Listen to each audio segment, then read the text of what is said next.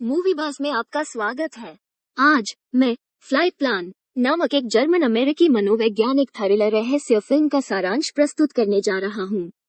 सावधान रहें और अपना ख्याल रखें। काइल प्रेट के लिए यह एक कठिन रात है। काइल एक अमेरिकी विमान इंजीनियर है जो हाल ही में बर्लिन में अपने पति की मृत्यु के बाद विधवा हो गई। उसे अपने पति के शव को अपनी 4 साल की बेटी जूलिया के साथ अमेरिका ले जाना है। अगली सुबह बाहर बर्फ पड़ रही है। उन्हें हवाई अड्डे पर ले जाने के लिए एक टैक्सी उनका इंतजार कर रही है। हवाई अड्डे पर जूलिया खो जाती है और काइल घबरा जाती है। वो अजनबियों, प्रेमियों, विदेशियों, वयस्कों को देखती है, लेकिन वहाँ कोई भी उसे बच्चे जैसा वहाँ नहीं दिखता है। जब वो पीछे मुड़ती है तो जूलिया एक स्टैंड के पास दिखाई देती है। गुस्से भरे लहजे में वो उसे सलाह देती है कि उसकी अनुमति के बिना वो इधर उधर न जाए। काइल और जूलिया जल्द ही एक विमान में सवार होते हैं जिसे काइल ने डिजाइन करने में मदद की थी। वे केबिन में प्रवेश करने वाले पहले व्यक्ति हैं। जूलिया अपनी खिड़की से बाहर देखती है, फिर वह अपनी सांस के साथ उस खिड़की को भाप देती है और अपनी उंगली से भाप में एक छोटा सा दिल खींचती है, एक छोटा बेकार सा दिल। तभी काइल को नींद आ जाती है। अपनी नींद से जागकर उसे पता चलता है कि जूलिया अपनी सीट से गायब हो गई है। काइल अन्य यात्रियों से जूलिया के बारे में पूछती है, लेकिन कोई भी यात्री को याद नहीं आता कि उन्होंने जूलिया को देखा है। एक फ्लाइट अटेंडेंट ने सुझाव दिया कि जूलिया अपनी उम्र के बच्चों के साथ खेल रही होगी। काइल उसे खोजने की कोशिश करते हुए गलियारे से नीचे चली जाती है, लेकिन वो पर भी जूलिया का कोई पता नहीं चलता। काइल बेचैनी से इधर उधर देखने लगती है और धीरे धीरे उसकी बेचैनी बढ़ती जा रही है। वो उस जगह की दोबारा जांच करती है जहां वे सो गए थे। वो उस कंबल के नीचे देखती है और एक सशस्त्र भालू का खिलौना वो देखती है, लेकिन जूलिया वहां नहीं थी, जो काफी अजीब बात है। जूलिया अपने भालू के बिना कहीं नहीं जाती। फिर वो जूलिया को खोजने के लिए एक फ्लाइट अटेंडेंट स्टेफनी से संपर्क करती है और उसकी मदद मांगती है। स्टेफनी उसकी मदद करने के लिए सहमत हो जाती है और एक लापता बच्चे की घोषणा करती है।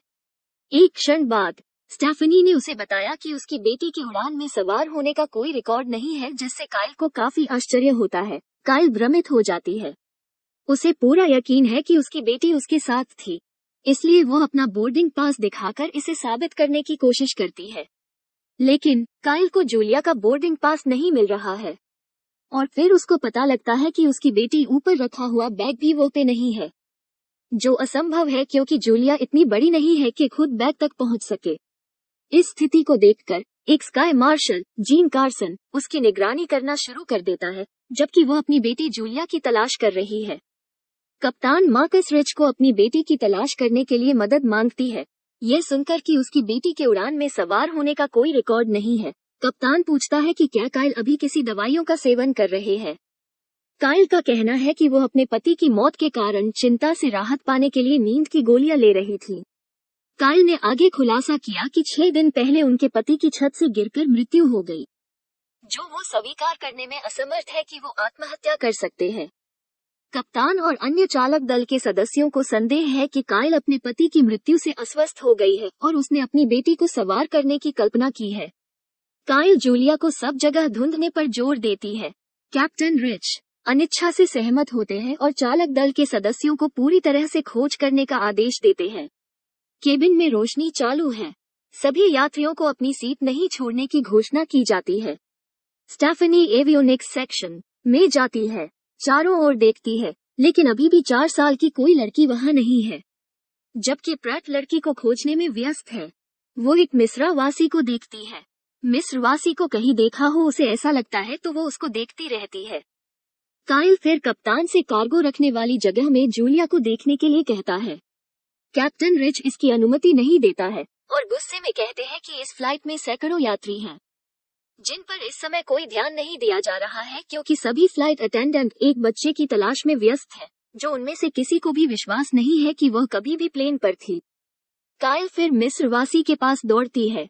वो उस आदमी पर उसकी बेटी का अपहरण करने का आरोप लगाती है, क्योंकि अब उसे याद आया है कि उसने कल रात उसे अपनी बेटी के बेडरूम में घूरते हुए देखा था।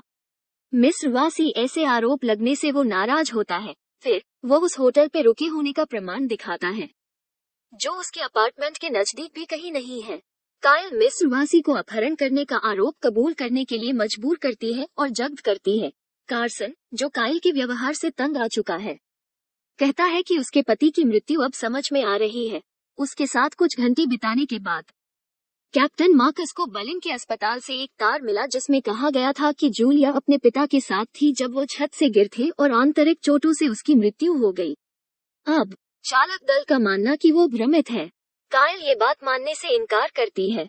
उसे पूरा यकीन है कि जूलिया अभी भी जीवित है और अभी भी विमान में है। कार्सन को अब लगता है कि इस तरह की कहानी बनाकर काइल एक खतरा बन रही है, इसलिए वह उसे हथकड़ी लगाता है और उसे अपनी सीट पर बैठा देते हैं।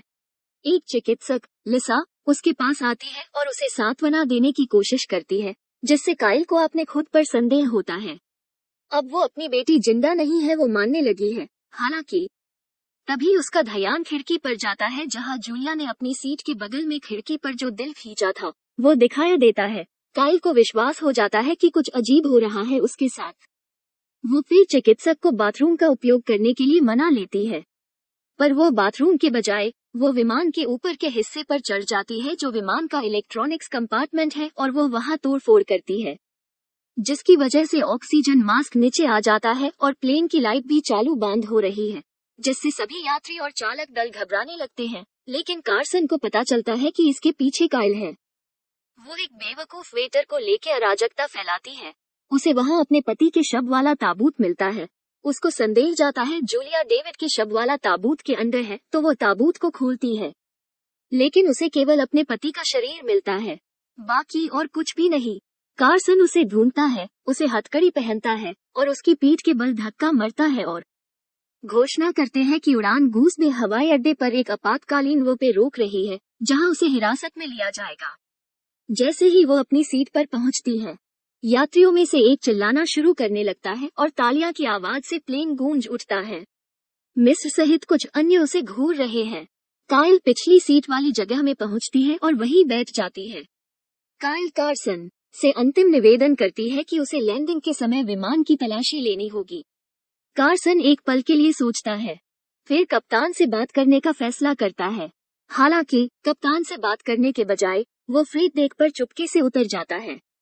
वहां वो डेविड, काइल के पति, के ताबूत में छुपाए गए 2 विस्फोटक और एक डेटोनेटर को हटा देता है।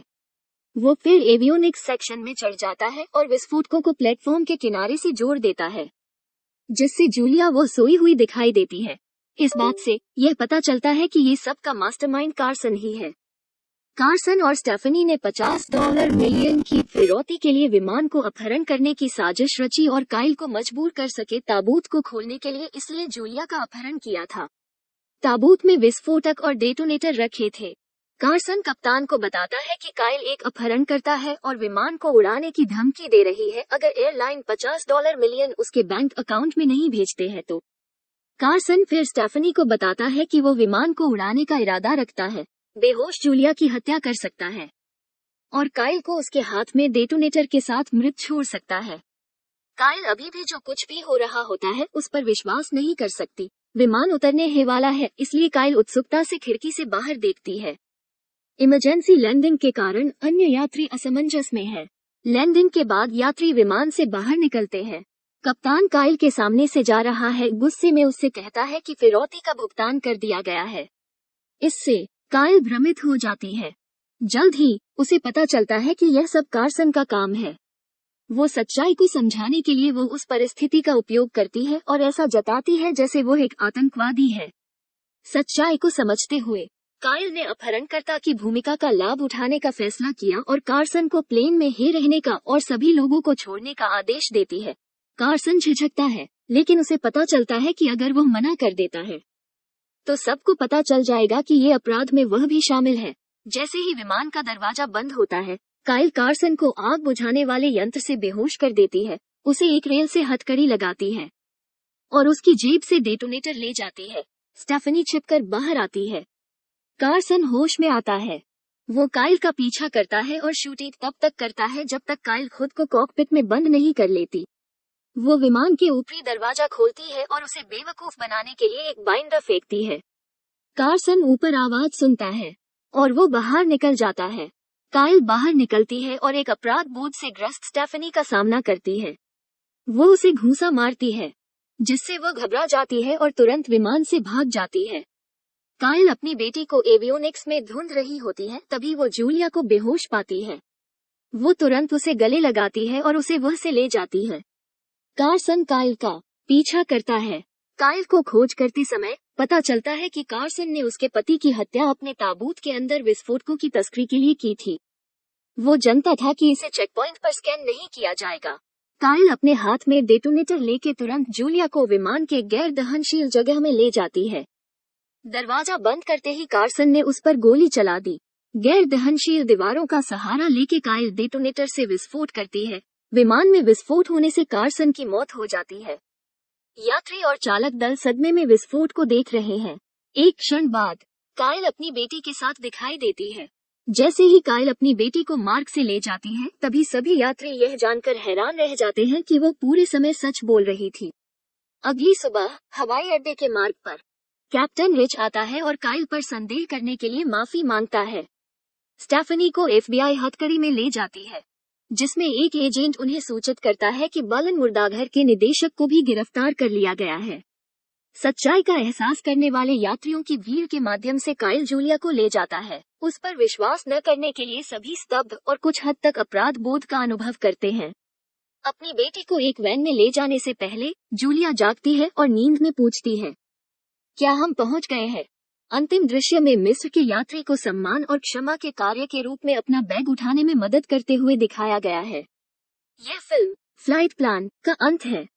इस तरह के और वीडियो के लिए सब्सक्राइब करें, नोटिफिकेशन चालू करें और चैनल को मदद करने के लिए लाइक करें। देखने के लिए धन्यवाद।